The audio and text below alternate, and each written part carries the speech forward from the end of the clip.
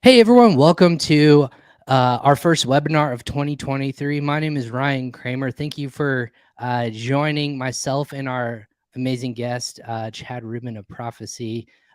Just wanted to give a little bit of time for people to trickle into this live event. Thank you for signing up to AI, Amazon, and you, a winning combination for e-commerce success. I'm going to say that's a mouthful that it came up there with for us, Chad, but just wanted to take this moment on the first day of March. It's beautiful outside where I am at. What better way to talk about other tips and tricks in order to get ahead in the e-commerce and Amazon game than good friend and partner, buddy, whatever you want to call it, Chad Rubin of Prophecy, just fresh off of vacation. So he's ready to talk all things AI. Chad, thanks for hopping on this webinar today. I'm grateful to be here. I'm lighting some incense to set the productive mood and get this going. Oh my gosh. And so many people are already trickling in. We had hundreds of people who are hankering. I feel like just to kind of set the, like you said, the mood, if you will, and the scene as people trickle in. This is a live event. So if you're asking questions for the first time, this platform that we're actually doing this on is new on this webinar ecosystem. People are not used to Zoom, or they're used to Zoom. StreamYard's been fantastic for our podcast here, the Global Spin podcast. Chad's been on podcast before on this. First time in webinar, but it's the same functionality. If you can ask a question, or if you want to say hi, give us a thumbs up, give us a heart, go ahead and write a question or a comment. Let us know where you're listening from. We'd love to know what your questions are, what your thoughts are on AI, and what we're going to be going through today. It's different than a podcast because we're going to be presenting, but also talking through our findings um, from our perspectives from our clients, but also the learnings, what we can see into 2023 and beyond. But to set the scene, Chad, for people who are not as familiar, they should be as familiar with you as another person on the street. If I'm a seller and I'm here and I'm listening and saying AI, why should I? Who are you? Like, let's set the scene there. Yeah, so quickly, I've been in e-com now for 15 years, roughly. I'm dialing in from Miami. I moved here in 2020. Started Stubana, that was acquired in 21. Started Prosper Show with 3 other people, that was acquired in 2018. I have an e-commerce business called Think Crucial, and I run a new AI-driven software platform called Prophecy, which dynamically changes pricing, sort of like Uber surge pricing for Amazon private label brands. So excited to share this presentation with everybody today. Again, for me, I just love sharing, love supporting the community. I want to leave the community better than how I found it, and that's like my intention. That's amazing. And you actually are setting incense. I didn't realize that you actually lit incense. I saw the smoke going in. I was like, your computer's either on fire or Yeah, you let me actually move it set a little incense. bit. No, Yeah, you're yeah, good. no. Um, I love setting, like, even when I'm working, right? I'm trying to set the productive mood. I want a clean desk. Like I want to have good sense around me, good vibes. I think it just like lifts my productivity and lifts my mood and lifts my work quality. I love that. That's amazing. And for people who aren't familiar with myself, I'll do a quick introduction. My name is Ryan Kramer. I've been in the e-commerce and Amazon space for roughly 7 years or so in various e-commerce entities. Was a D2C head of D2C and partnerships for a home gift garden company back in 2014 and 15, and did 6 and 7 figure piece of business for them, figuring out Amazon and e-commerce, and went through a couple different companies working for Viral Launch, helping sellers launch products on Amazon, fintech side of Ping Pong Payments, and now I'm head of marketing and growth at Frisbee, helping brands grow globally. Through both of our knowledge, we kind of survey and comment on and really give thoughts on the e-commerce and Amazon landscape. But together, I think that it's a super fascinating topic that we're talking on today, just because of the timeliness of everything. Chad, of you started Prophecy back in 2021, correct? Yeah, Early so 2020, late. we raised money. So I started researching. Everyone was very focused on NFTs and Bitcoin, and I think that was really cool, disruptive technology. But it didn't really touch me in a way that I wanted to build a business around it.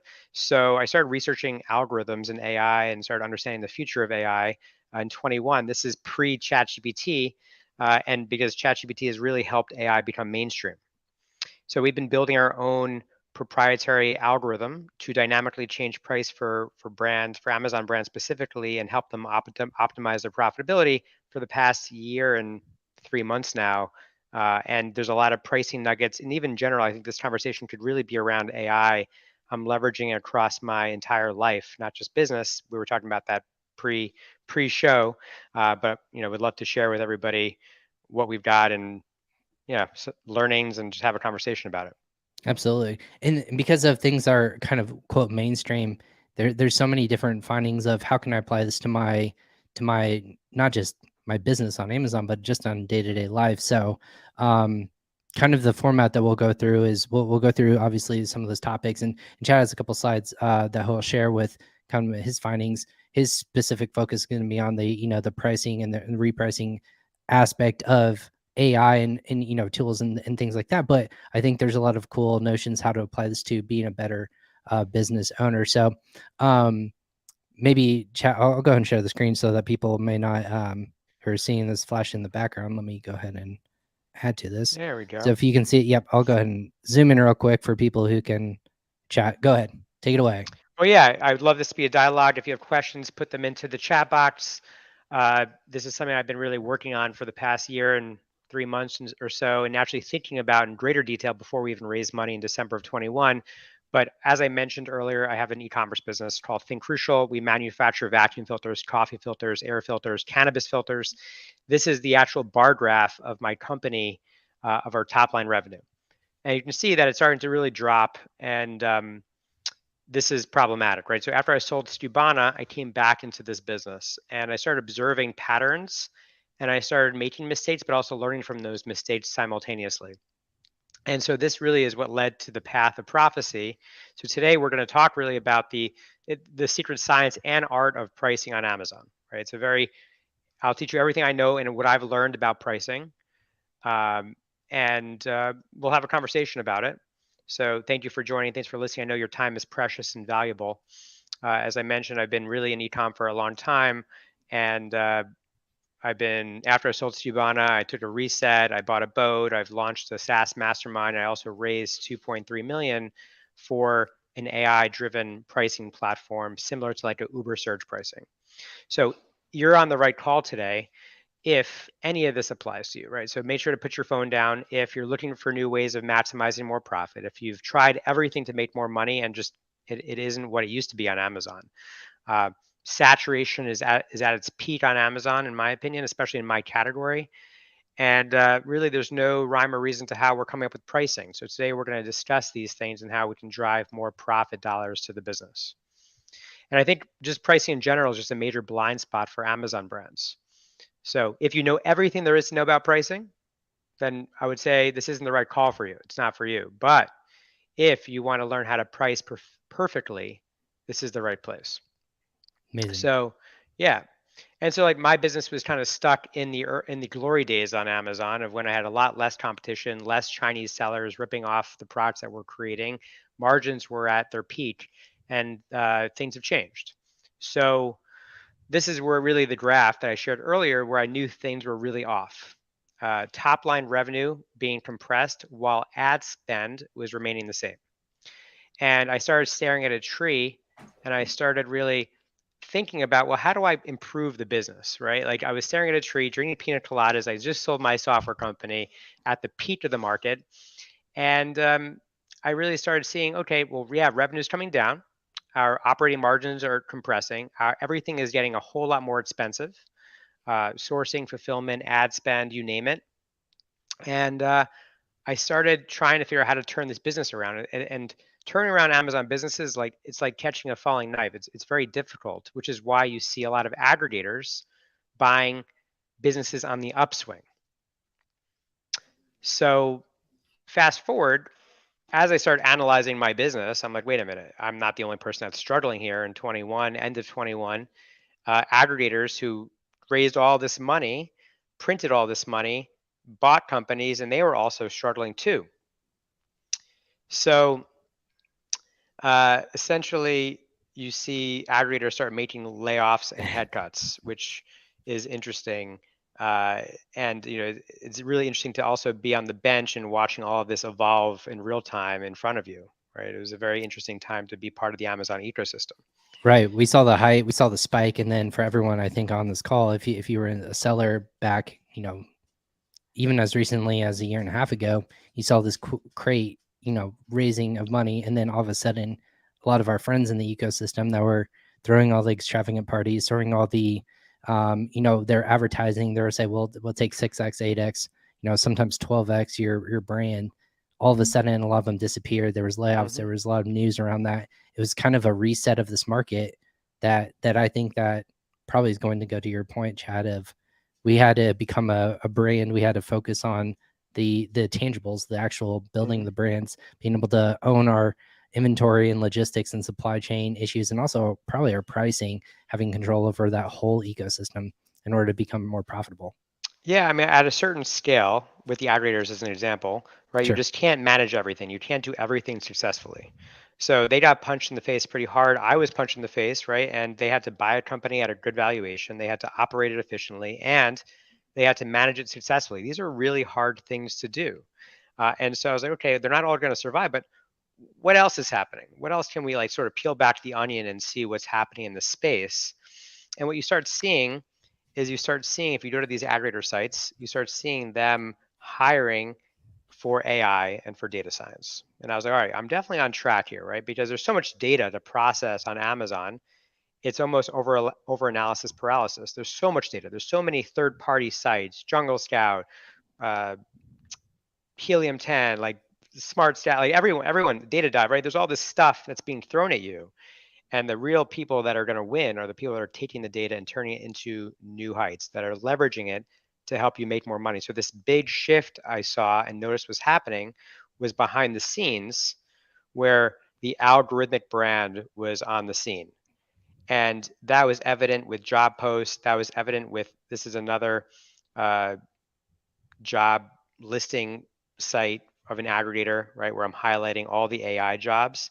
They're looking for any edge they can get. And I was like, all right, I'm definitely on track here, right? Like AI is something that's going to move the needle in a way that's very similar to Wall Street, where in the early 2000s there was like 10% of the market was driven by AI bots, and now it's over 70%, where humans are now just merely observers, observing what's happening in the market. Wow. It's pretty wild. So I believe Yeah. that's the future of Amazon, and it's now an arms race, right? So we're in it. We're helping people maximize profit dollars by changing pricing dynamically without sacrificing positioning for Amazon brands. But this is an old story. This has been happening on Uber, on Expedia, with hedge funds to optimize every penny of profit for years. It just hasn't actually made its way. It hasn't been democratized and made its way into the Amazon community. Right. And that was something too. I was going to say, why Chad, do if a lot of people in the space are, you're seeing all these Facebook groups pop up all of a sudden, and you're seeing a lot of people shift their focus to this. What was that? What was that initial like spark, that, if you will, that became, hey, now I have to pay attention because this has been around for so long. Stock trading. It's been in different facets of businesses all around e-commerce. Why was it dancing around e-commerce so much? Now all of a sudden it's here, and Amazon brands have to actually pay attention. What was that Yeah, initial? I think the large tech incumbents just had enough budget to spend on AI for years. And ChatGPT democratized it and brought it to light with a very simple prompt that allowed anybody who can type on a keyboard on that instrument to leverage AI and to be more efficient with their time. Got it. So that's something that, it's just something that took it. It was like the clubhouse of the day of, hey, it became this whirlwind of, is this something that's going to stick around, or is this something that people are actually just sinking their teeth into, and now it's going to be the first stepping stone into greater advancements into AI technology and growth? Is that what you're actually seeing? Yeah. I mean, I don't love the comparison to Clubhouse, right? Right. Because I think Clubhouse in general, it's a feature that can be added and embedded to any platform. Where I'd also, by the way, I think OpenAI and ChatGPT can be embedded in any platform, but there is a utility associated with it, right? Mhm. So like whether or not you do your prompt on Copy AI or on Jasper, or you do it directly through the ChatGPT or the playground on OpenAI, these are all choices you can make. But either way, like we're all leveraging this, at least hopefully, we're all leveraging this in our day-to-day activities to help us be more successful and minimize costs. Right. So with that being said, if it's accessible to everyone, is it the I'm gonna pull out another one, Facebook model of, hey, get everyone entrenched, everyone using it, everyone having to use it, more the use case, give it for free, and then charge later on. Obviously, we've seen kind of this pricing ecosystem and have people charge for the premium, access to, or just being able to take all the benefits and the nuances that come with innovation. Is that what's going to come to this as long term? So If you I think long term it's a couple of things. It's pricing, it's ad spend, it's forecasting, demand planning, and it's content and copy. So those are the areas I think you can apply AI to your from an Amazon perspective. Like you can definitely apply it to other parts of your life and your business. And I can share some tools at the end of this of a few other tools I'm using that are really helpful to help me be more efficient with my day. sure. But I think those are the 4 areas on Amazon where you'll see this really pop up. Yeah. And so you're seeing it as an arms race, and I think you're seeing a lot of Amazon softwares just claim that they're AI, but they really have no AI technology. They have no data science team. They're not really they're not an AI first company. So I think the sweet spot is going to be where you're developing your own proprietary models that only you have exclusive access to enable other people to make more money, right? And that's something that we're at the forefront of at Prophecy. Awesome. So yeah, if we keep going on this slide, Yep. you'll see um, that just like actually pricing is very the reason why it's so interesting about pricing is that price it's acceptable to change pricing on Amazon, right? It's acceptable, meaning that you can see if you leave 10 things in your cart that the pricing is constantly changing, and most consumers, in fact all of them, are okay. They know it's a marketplace and they know that the price is driven and changes over time, and it's very fast paced. So you can track those changes in your cart. It's sort of like an epiphany moment. But like the real deal is that like AI is going to affect everyone's business very soon. And you need to hop on this bandwagon or hop off of it. And I think this is going to be a very clear indication of people who are going to be maybe more successful on Amazon, because the idea, the generation and the era that we're moving into now, because we're just closing a chapter of growth at any cost, we're moving into a new chapter on Amazon where it's matured and where it's growth, profitable growth at the lowest cost. And AI helps to do these low hanging, easy, repetitive tasks for you to help you maximize and spend your time doing the most high impact activities in your business. Wow. And that's something that's completely, I think, game changing for a lot of people, because it opens up so many different doors, right? That you as an entrepreneur are so valuable, because if you're going to expand into a different market, or you're just working on a new product idea, if I can start to automate these tasks that are mundane, or if writing copy or changing pricing and keeping it at the forefront of all these things, it really starts to make your time the most valuable asset, which it is for every entrepreneur. Now it becomes a whole nother launching pad that you can even take on more and grow quicker, even so. Yeah, but I think the most interesting thing on Amazon is that there's just so much data, right? And everyone's running the same old playbooks. So what AI is enables you to do, it's capable of improving and learning and observing and evolving. So you need to be able to fail fast and learn quick on Amazon. And you can use AI to do that. But there's so much data to process. Nobody knows where to start. It's just it's very difficult. You can see here, for example, seasonality and the competitors, and doing reverse ASIN lookups and keyword ranking and traffic data. There's just so much. There's a treasure trove of information, and Amazon's been using this to their advantage for a very long time. But most brands, in fact, all brands, haven't actually been able to actually leverage this data to help them make better decisions. So AI is an area to supercharge your business. It's very fast paced and can make decisions in its own if then statements in nodes, and it can make many different if then statements to help you achieve an outcome that you want to achieve. And we'll talk more about pricing in a little bit. But like nobody knows what the real optimal price is. Like so on the search engine ranking page for brands on Amazon, you have your image, you have a title, you have your price, you have reviews, you have quantity of reviews. There's about whatever 6 or 7 things that people see on the SERP page, and it's so much data to process per SKU, and nobody knows if the right price is to go up or the right price is to go down. There's a lot of actually misinformation about this that I'll talk more about. But really, the benefit here is that you brands have had to become, initially 10 years ago, it was like, hey, I'm just a seller on Amazon. Then you had to become an advertiser. And now you need to become an expert in AI. And you need to actually shift your thinking by leveraging this to actually make better calculated decisions for the business. Made sense? Absolutely. So yeah, like I mentioned, I tried everything. Nothing was hitting it for me. Nothing was meeting expectations. But like, I don't want to hold back on what I did. So I essentially stared at a tree, and we wanted to maximize profit. Profit margins were at a negative for 18 months straight. Crazy.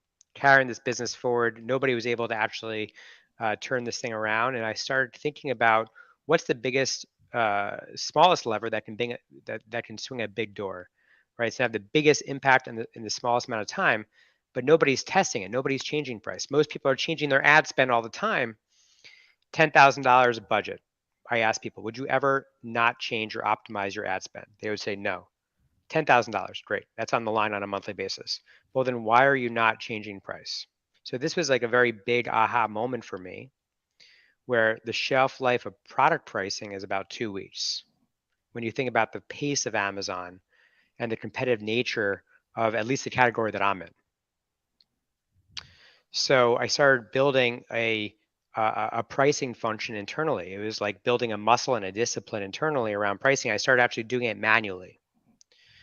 So we started building a spreadsheet, and in that spreadsheet had the date, the price that I want, my net margin, my all my expenses, including fees from Amazon. I did a reverse ASIN lookup, took my BSR, took my conversion rate, took my sessions, and I started making decisions of going up and going down. So if you look at this example, quick math, this is like the kind of impact a small price could make. When I say small lever swings a big door.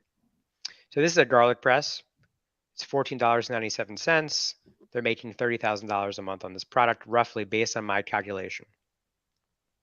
So you do some math, you increase price by $1, that's a 12% increase in profit for one SKU. That's $40,000 of annual profits for one SKU, but then you apply a conservative multiple to that, and now you're looking at an increase of enterprise value of $163,000. So the goal of pricing is not just to increase your profit or the value of your business, but it's also to increase the enterprise value, because like you have to think about the exit. So is this Chad, to maybe ask a question? And again, to clarify for people who are watching and tuned in, everyone, you're more than welcome to ask these questions in real time, and we'll actually save a lot of time at the end for Q&A based upon the presentation that Chad's giving, but also just kind of our back and forth as well, that you're applying, or if you're thinking about applying AI to your business. The math here is this based on a one-time move, or is this a consistent This is fluctuation? just one. This is just one Right. move, right? But we're doing consistent fluctuations over time, which I'll get into in a second. But this is one move that we've made. So this is just like one. This is an example. If you hey, just leave it $1, there's no effect on your BSR. Now, by the way, Don from Musicians Practice is asking, well, how is it compared to Amazon's Automate pricing? I think Amazon Automate pricing is just an A/B test, relatively, and its job is not necessarily like Amazon doesn't care about what you. They show you what you make, but they don't show you what you keep. And our focus is how do we optimize for profit without impacting your ranking on Amazon, right? That's the goal that we've trained our model around, and specifically for private label, because there's so many buy box repricers out there that are competing for the buy box. It's not our focus. We live and die by the search engine ranking page on Amazon, and our goal is simply to help you maximize profit. So the thing is that actually raising price isn't always the right solution, right? Because there's something called the flywheel, which we'll talk about. But maybe the decision is actually lowering price because there's value leakage maybe in raising price. So if you lower price, you need to make sure that you offset the loss of profit per unit where you have more velocity coming in. So by lowering price, you might spur demand, increase velocity, and that'll actually give you a lower BSR and hopefully give you a better competitive positioning. And you're not going to be, and maybe even you don't have to do PPC any longer, right? You're not going to be operating on borrowed land anymore. You might be an owner versus a renter in that given time frame. So there's learning that has to happen. It's not just increasing price. And there's a lot of misinformation where you have these gurus on Amazon saying, hey, just increase price. There's inflation happening, 5% increase, 10% increase. But there's a knock on effect that happens when you do that. So that's not always the optimal decision. So pricing on Amazon is a living, breathing system. It's not just a number, and you have to connect the dots. And so you can go up or down depending, and the model learns the behavior. The model learns. We have something called a hyper learning phase at Prophecy. And again, you can do this with a spreadsheet, by the way. You can be hyper focused and disciplined and connecting the function of pricing to your finance team, to your PPC team, and you can be having somebody analyzing this internally to help you make the right decision, whether price up or price down. And that price is changing. It's a living, breathing, dynamic number that needs to be optimized over time. But there's nothing holding you back from being able. Right now, I'm trying to open everybody's mind and red pill them around this idea that, well, nobody's changing price. Well, why? And how do we do that? And how do we do it in a way that you're comfortable, where it helps you make more profit? So obviously, looking at Amazon, a lot of people are going to say any change they make to your listing, Amazon's going to take that data point and kind of apply it to their own algorithm. Is it something that you're saying is AI used in reverse of learn from Amazon what it rewards and what it doesn't, and then with that kind of that ebb and flow, if you will, of hey, seasonality or time of year or depending on inventory levels or even currency, exchange. Yeah. Are you talking about just reversing almost Amazon's, thoughts on what's a check in its favor and then what's an X and it's Yeah. against So, you, and then yeah. and reprice it? Let me break it down real quick. So if you go on Facebook or Instagram, if you had no connections, no followers, no likes, no dwell time on a video, Instagram or Facebook wouldn't know what to serve you, right? They wouldn't know what's going to hit that dopamine trigger to force you to be on the platform more. In that same way, we noticed that Amazon brands actually don't change price often. I know that, you know that, we all know that. There's some people just don't change price. They'd rather change ad spend. They're fighting their own battle, in my opinion. So we've developed a hyper learning phase where if there's no history of price changes, you need something to chew on to have the algorithm learn. And we have this hyper learning phase that actually makes small changes to price, A, for the algorithm to improve, observe, and evolve, but B, to learn what Amazon, how they react to price changes in your category for your specific ASIN. And then C, we see how your competitors react to that. Now, in general, in terms of Amazon's A10 algorithm, brands have tried to solve this complex puzzle, right? But they're bringing a knife to a gunfight. They've been using the human mind to understand the algorithm, and that's why they keep failing. The human mind simply just can't crack the algo, right? Let alone alter it. The only way to truly understand it and to crack it is to actually use another algorithm. It made sense, right? Algorithms recognize other algorithms. There's so much data to process, which is why we've been using AI to fight this battle, to find and exploit those price discrepancies that exist where there's value leakage to help you make more money. So we've been bringing sort of not a knife to a gunfight, but a gun to a gunfight to go hand in hand, which I think is a very important piece of the puzzle.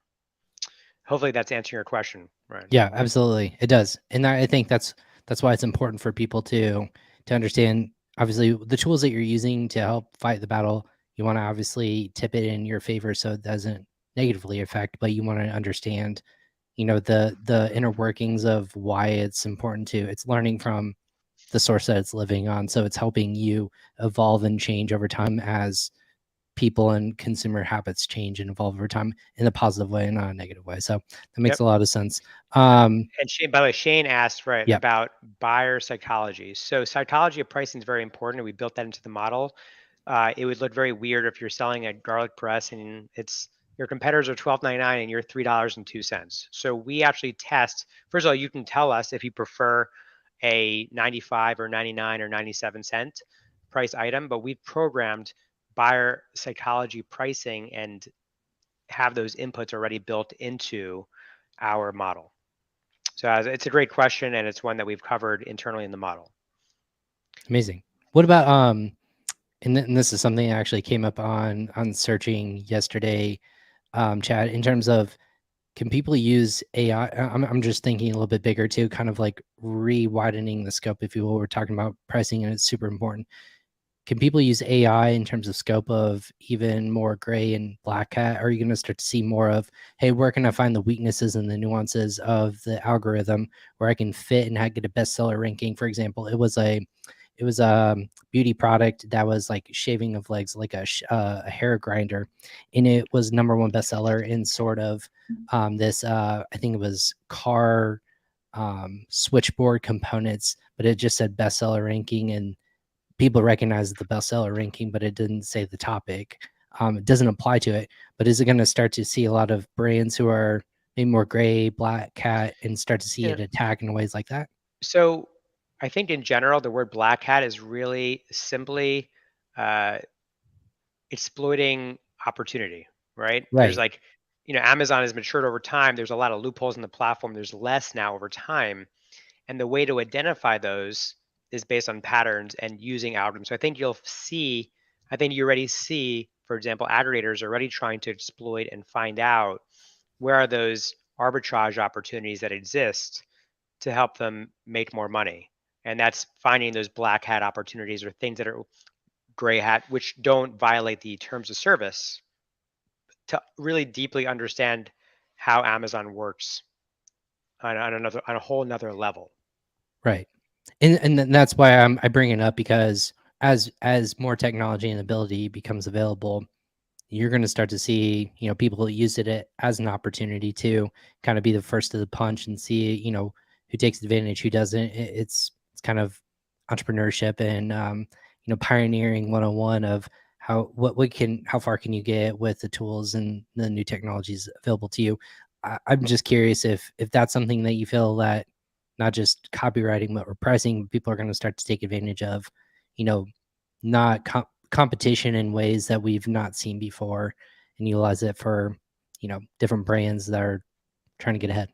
Yeah, look, I'm seeing a swamp of software companies that are just like embedding ChatGPT into their software as a selling gimmick. Really, that's really what it is. Where it's like, hey, we'll do a title, we'll do it better, we'll bring these keywords in, we'll do these bullets, we'll do it a little better. And sure, I think that'll give you a leg up. But if everyone's using the same software, right? If everyone's using those same prompts that they've built into their software, how are you ever going to win? How are you going to get a leg up if you're doing what everyone else is doing? So my perspective actually is the engineering and crafting of the prompts, the same way that we're crafting our AI, right? There's a lot of learnings that we've had in the past year around our AI that is compounding and allows us to have a competitive advantage over others. I have internal prompts and I've shared a few on LinkedIn recently, 10 prompts that I thought were fire, that were amazing. But prompt building and prompt crafting and engineering is going to become a competitive advantage over time, where like let the best prompt win. Right. I think that's the key, because a lot of the quote selling features that you're seeing on, again, LinkedIn, which again, thank you for sharing all your nuggets to everyone. If you're not following Chad Rubin on LinkedIn, I highly suggest you do that. Thank you. Little promotion for you. Great newsletter, great content, and just insights for free that you're sharing with people. But a lot of the prompts are coming on, how do you teach it to be an audience behaviorally, and then obviously how do you work a prompt on its prompt. So it's kind of teaching it to be its one thing, your audience. This is the data for, I'll use it for example, just going ahead and looking at a whole bunch of articles, composing it in one cohesive sentence of, these are all my case studies on my product, the downsides and the upsides of this kind of situation, the markets that are opportunistic. What can you tell me, and compose like the best way based on this data? How do what's my next decision on growing into that marketplace? Or, and kind of condensing it down and spitting out a whole different answer, and list it out in that way. So really building on itself of, this is the right kind of ecosystem that I want to build, and then make it look like your own, archetype that you want to kind of attack and go after. So that's what we're seeing, and what I'm seeing in that realm. outside of the pricing ecosystem of Amazon and whatnot. Yeah, I mean, I'm using it across my entire life, right? Even like my emails, I have a Chrome extension called LEAI. There's a couple that are out there right now that can like read my email and actually come up with a darn good response in my emails. It literally takes me 70% of the way there. Yeah. And I already have inbox shadowing in my inbox with a virtual assistant. So like now it gives her efficiency and allows her to actually work on higher impact activities. So there's this like whole trickle down effect in the ecosystem when you're leveraging these tools and letting them replace, like, if you, I think people on the call listening right now, you should really sit down and ask yourself and have your team do an exercise, which is go out and find an AI tool where it can replace you. Because Very true. we don't want to replace you. We want you to just work on higher impact activities, right? We want you to work on the stuff that lights you up. And how can we take this off your plate?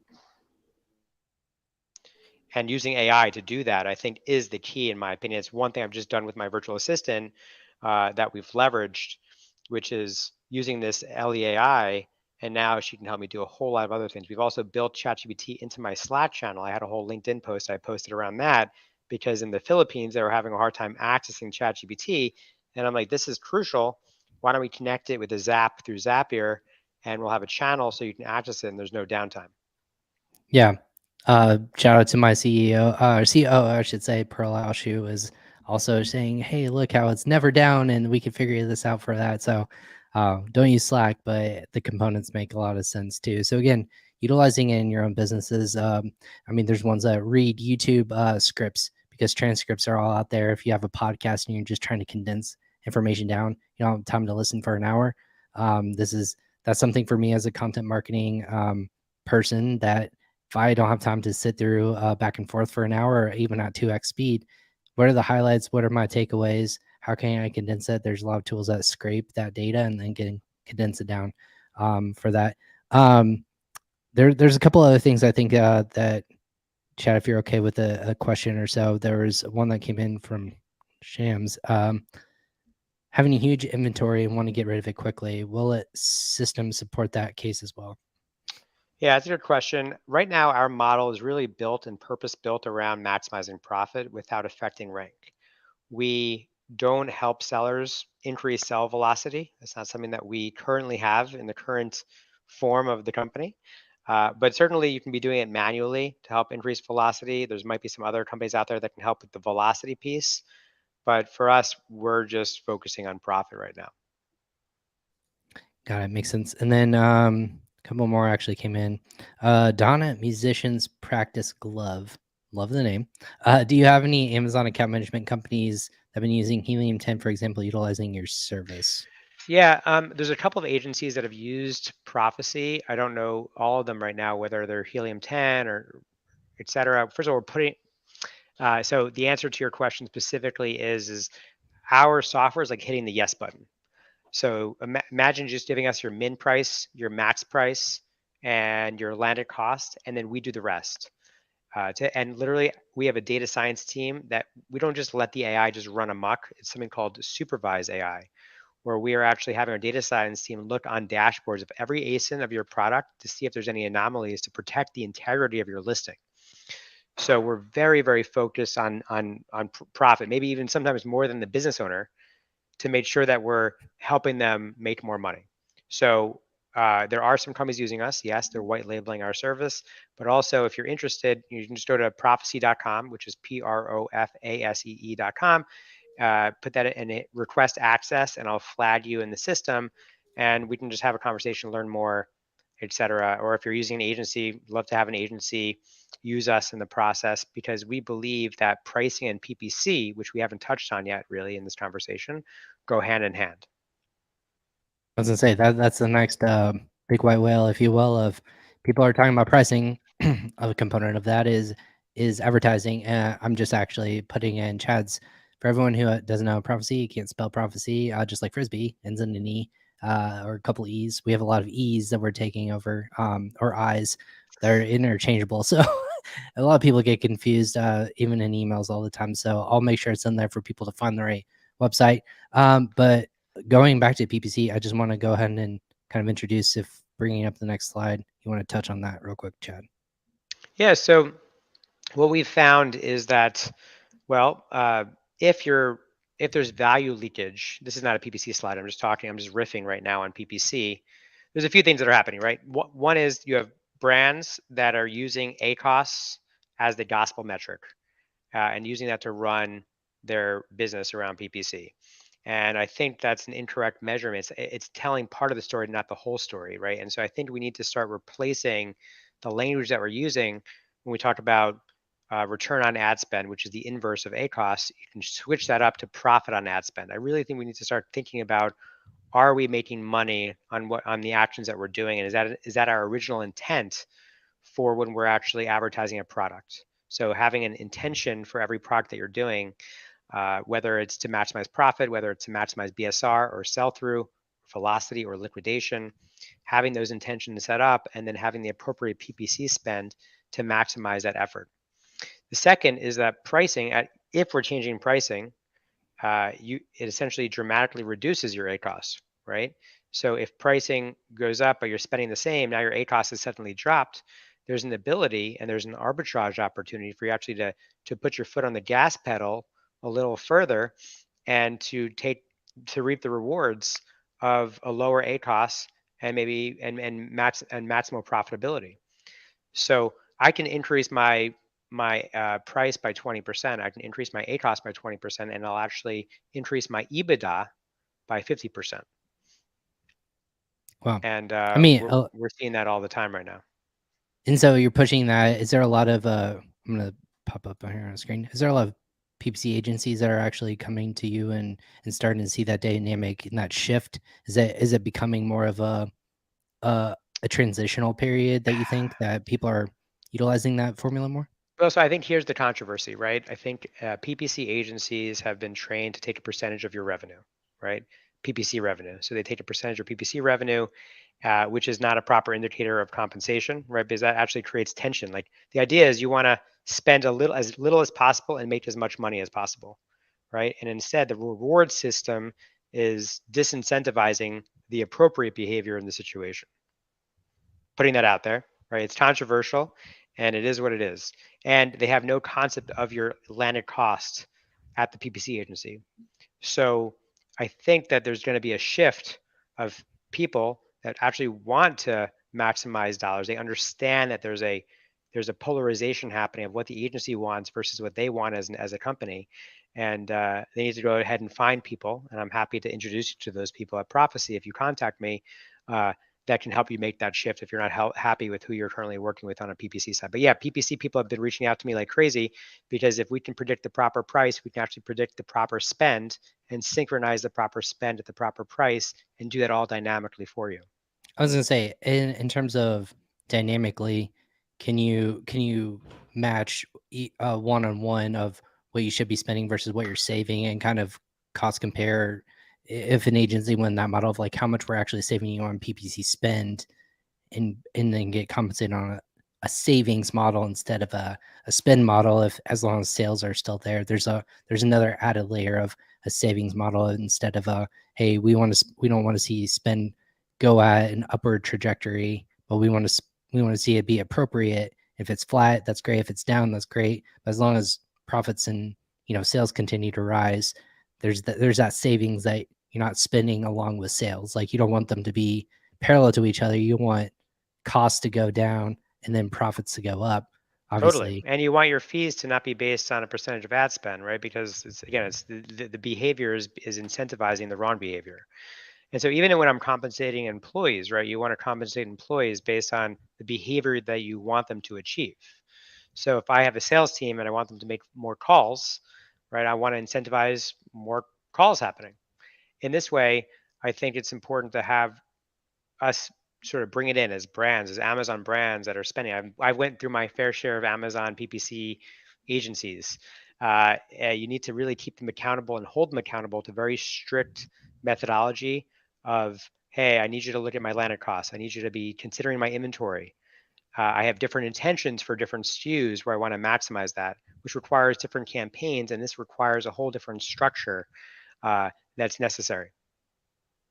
Um, Absolutely. And I think that cost savings, obviously, if you're, you're triggered by the word recession or any sort of inflation, I should say, there's any of those triggers that people say, hey, spend less, but still try to get your profits and numbers there. Obviously, there's lots of ways that we at Frisbee educate that. I know you at pricing or at Prophecy are teaching profit pricing enhancements with your tools. But there's a lot of cool indicators people are using out there through Amazon. I think this goes into Bill asking his question: how does AI work with deals? That's a good question in terms of, hey, highlighting trying to boost that sales metric, if you will, and maybe taking that organic SEO and taking it further with that juice that you might have with the deal on Amazon, whether it be flash deals or flash sale or anything of that sort. It's about promotions, right? Yeah, promotions. Yeah. So one is we only deal with list price right now. We actually haven't gotten to the point of deals and couponing associated with it, but we work directly with the brands that we're working with. We're sort of like an internal arm to help them make more money, right? And that's what you'll see when you work with us at Prophecy, that we're giving you insights into your business that you probably wouldn't have had. So first thing is uh, we haven't built promos or coupons in. If you do have a coupon that you want to run, let us know, because typically there's a certain percentage off of the regular list price that has to happen in the previous 30 days. And that price becomes your floor price when you're setting up in our system. So we just have to know that in advance. We programmatically do it for you, and you're still able to run your ads. But during the time that we are working together with brands, we are encouraging them to just like let us run their list price and move forward with it. I was going to ask, does Amazon actually reward systematically the frequency of which, maybe on the person side, you can answer this, the frequency at which you're running a deal or not, a promotion or not on a listing? Is there any sort of indicator that says, hey, it actually enhances your visibility or sales metric? Obviously, you're changing a price a little bit, but is there any other externalized numbers that say this is how often you should do it? Maybe run a promotion or deal? Yeah, I don't have the answer to that specifically. And like anyone who does tell you that they have the answer, I think everything on Amazon is a nuanced approach, right? It And so depends, it depends, and you have to just actually learn by doing, right? And right? making mistakes, failing fast, and actually recovering those fumbles and moving forward, which is again my argument for AI specifically. For promos in general, right? We already know though that you get the little tag on Amazon on the SERP page. For running promos. And so there is definitely an effect on click through rate, no question about it. The problem that we're seeing is that like a lot of brands that come to us are actually don't know how much money they're making, because they're actually pulling in all the hidden fees to figure out what the optimal price is, that where they're not going to lose margin on that product. I can't tell you how many companies are just operating at a net negative margin and have no idea. Which is really scary. I mean, and to honest, it's super scary. I think a lot of people who are operating a business, whether it be full time or even part time on the side, and the whole adage is, I'm going to do this and not have a full time job, which isn't the case, because you probably work on Amazon more than you would a normal job. But it's just so difficult to say that if I don't know my numbers and I don't know that I'm going to be profit at the end of the day, just selling, you know, at the cost I need to, because I'm buying at whatever cost it is. Just simple math, call it 8th grade math working in your favor. If it doesn't work, you shouldn't be in business, or you shouldn't be selling at that price. So, are you doing a lot of coach? Is there a lot of coaching that you have to do of just saying, let me reset? We have to reset the price. Otherwise, there's no point in us even being here. Totally, yeah. So they'll come to us, they're at a net negative margin, and we work towards changing that. Now, we're not going aggressively up. We go conservatively increasing pricing, and we aggressively go down. We have listing suppression technology built in. So this is another thing. If you're doing it yourself and you're using a spreadsheet, you have to start monitoring your buy box suppression if there is any, because like Amazon doesn't love to see that maybe your price may be different or not be price parity with other channels. So there's like so much that we built into the platform itself to make that happen. Uh, anyway, so that's that. I see a lot of questions coming in, so I'm like Yeah, I was trying to gonna like say filter them in my brain here. we're gonna filter them. Is there anything else? I know we had the slide deck. I can bring it back. Was there anything else you wanted to hit before we go into full Q&A? Um, Not really. Don't be a No, stranger. not really. Like, you can use this. This is a Don't Be a Stranger. This is how you can connect. You can scan that. You can see. You can follow me on LinkedIn, Instagram. The other thing that we've been doing lately is we've been giving away the first month of hyper learning for free. to companies that come use Prophecy. So we train our model. Every ASIN is like a unique snowflake, and every ASIN gets their own model because supply, demand, competitors with reverse ASIN lookups all are different for every ASIN. So that's a big thing that we started doing. And so if you're on this webinar, you can email me or request access and email me at chat@prophecy, and I'll hook you up with that free hyper learning phase model training where we observe the behavior of what happens with price changes for your SKU. So we learn in the next phase how to push the optimal profitable price. So that's that. I know Don asked about pricing, and since we're talking about pricing, and since I'm mentioning this free month, again, I only want to offer this for the next 24 to 48 hours, let's say 48 hours, because when this gets recorded, we'll have people like 5 years later writing to me telling me they want a free hyper learning phase, and that's not going to It's on happen. the I'm not going to internet, honor they'll last forever. that. So the fee structure for us is we're actually a flat fee based on revenue. So that's our current pricing model. It's a pilot model. It's a beta pricing model. We're seeing enormous results with current clients. We're about to raise our next round of capital because we have those results. But our fee is a flat fee based on revenue coming in, and the upside is all yours. I like that. The upside is all yours. I mean, there's a lot of good components and a lot of people who are trying to get to the next, asset or the iteration of their business, and that's what we thrive in here at Frisbee is, hey, what's the next step in my brand? How do I make it even more available to people worldwide? This is more, how do I take my business to the next level and really make it evolve as well? So that's why we wanted to sync up in this regards. We want to make sure that we have enough time for all these things. We're going to do rapid fire. I start all these as they're coming in. Everyone's amazing who's sticked around for almost an hour now, and this will actually we'll cut down into snippets and learnings. And people who didn't catch this live, definitely reach out to Chad or myself, and we'll make sure we point you in the right directions. I know, maybe this is for you, Chad. Chad, did you say you recommend PPC for hire? Yep. PPC people. I dropped my email down in the chat box here. It's my personal email, so feel free to share it with the community. If you have questions or want to follow up with me on certain things I've said or mentioned, you can hit me up with an email. Got it. Awesome. So definitely do that. If you have questions about the PPC landscape, we also point people in the right direction. You can email me, ryan@frisbee.com. The other question. Jim, Go ahead. yeah, I was going to say Jim has a good one. Jim That's a good has one. Perfect. asked, so there's a couple of things. So there's so much data. I think I had a slide on this. There's so much data to unlock on Amazon. When you onboard on Prophecy, you have the Seller Central API and you have the Ads API where we pull in all that information. But then there's a whole host of third-party tools that we've integrated with. So we actually do a reverse ASIN lookup on your product to find your competitors based on and find the keywords that you're ranking for as well and build them into the model. So that is exactly how we find out who your competitors are. This way, when we're in the hyper learning phase, we have a deep understanding of all your competitors. And when you make a price change, how Amazon reacts and how your competitors react to those price changes. It's pretty beautiful. Is there I'm gonna ask you a quick question and enter before I find another one to throw up here. Chad, what has more effect on pricing and ranking and just like overall strategy in Amazon's eyes? Is it stocking out, or is it more like the fluctuation of pricing? What's more detrimental, if you're constantly changing price up and down, or if like you just don't have any inventory? This is the debate of all debates.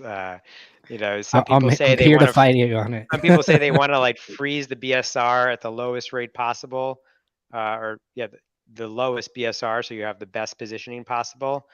Some people say, hey, it doesn't really matter, just maximize profit dollars on the remaining items. I don't know the correct answer to this equation. My gut instinct and my intuition is leading me to saying like maximize profit dollars on your remaining SKUs. We're in business to make money. You're going to run out of stock. Your competitors are going to get the rank juice, so to speak, and your sales velocity once you run out of stock. And so why not shake what your mama gave you and make as much money as you can on the stock that you have. Right. Exactly. Obviously, raising price. The whole adage is as you're starting to get more inventory into your ecosystem, or you're just running low, raising prices to hopefully maximize, like you said, what you have in inventory. But you know, people fight all over the time of, hey, is that helping you, or is that hurting you, or is it slowing down your velocity? That's not normal. Is Amazon going to dock you for that? It's a whole there's a lot of different levers to pull in that regards, but inventory and stock is always key. So make sure you don't slow down, or you have a plan, so make sure that you don't have to worry about that too much. This is a good one. I think we skipped over. Mike W asked, does the tools consider all hidden fee the calculate that correct the correct pricing? So like FBA fees, referral fees, new there's a new bid management tool for inventory that's actually coming out, which I'm sure that you're all ingrained in trying to figure out with inventory management. Just released, I want to say today is the day. So all of that considering that you guys are working on. Yeah. So we pull in all the hidden fees on Amazon. I think that's really the point that I shared earlier, is that Amazon shows you what you make, not what you keep. And sellers don't know what they keep. And so we're really building process around what's the net profit that you're making after your ad expenses, and what's the optimal price at that given expense. Makes sense. A couple more questions before we have to wrap up for the day. Everyone's busy, so we want to honor their time. Can I integrate your system with both Amazon and also eBay stores? Good question. Yeah. So right now we're only focusing on Amazon. We can give you a spreadsheet with the pricing that we've pushed, where you can actually go ahead and update that on eBay if you want to have parity across the platforms. But we don't have an integration. There's so much low hanging fruit on Amazon right now, and Amazon is such a large behemoth to mess with, and there's so much opportunity to make. There's so many dollars being left on the table right now that we're really hyper focused currently on the Amazon platform, but TBD. I was gonna say Amazon's a big behemoth if we all figured it out. Um, Without moving on, obviously eBay is really important, but there's just so much to work through on Amazon. It makes a lot of sense. Totally. Chad said that. Oh, here we go. Is it your fee structure? Don, a musician, practice glove, asks, is it your fee structure for your service based on number of ASINs, gross sales, or other? We touched on a little bit, but can you Yep. reaffirm that? It's just a flat pricing model based on revenue tiers. Currently, we're giving people 75% off because we're still in pilot mode. We're still scaling. So again, just go ahead and request access. Contact me. I'm happy to help uh, figure out pricing that works for you. But we definitely want to make it so there's an ROI. Like we're not in business unless we're making you more money. Makes a lot of sense. Otherwise, none of us would be a business unless we're making people money. So I think that's all the questions I have. Again, everyone who's tuning in live, thank you for tuning in on Amazon, LinkedIn, YouTube, Twitter, on our channels, but also just who signed up through our webinar ecosystem. We're going to do more of this on the Frisbee ecosystem, because education is what one of our core values is making sure that people are knowledgeable. Tools like this exist. Sellers who are very profitable and who are successful. That's why we have our podcast. That's why we do webinars and content like this. That's why I asked Chad to do a webinar as soon as we possibly could, because this is the time, because when ChatGPT was the darling of all these different kind of AI tools, became super popular. People like myself who are just trying to learn the ecosystem of AI and don't work in it every day, just enhancements of your time in general. That's super valuable. So if you can apply this to your Amazon business, again, writing listings, we talked a lot about your pricing structure. We didn't even get to cover some of the fun topics that from our international growth and expansion customers are working on right now, but we'll have Chad on our podcast to talk about that kind of ecosystem for sure in the future.